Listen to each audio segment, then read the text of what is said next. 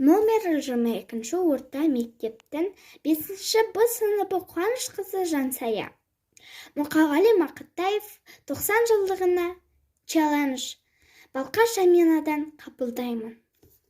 Мұқағали Мақатаев өкпелеттім. Өкпелеттім, не дейін өкпелеттім. Өкпелетіп қалайша көктемекпін. Сенің қойған межінен аттадым да, шекараннан шықтым да, шетке кеттім. Өкпелеттім, амал не өкпелеттім. Қараша не келді таң сарғайып. Сыртқа жүрші, қойшы енді томсармайық. Андуымау тамаша таң алады. Қырсықтың қыттығына қол салмайық. Ақылдымау, неге сен қарамайсың?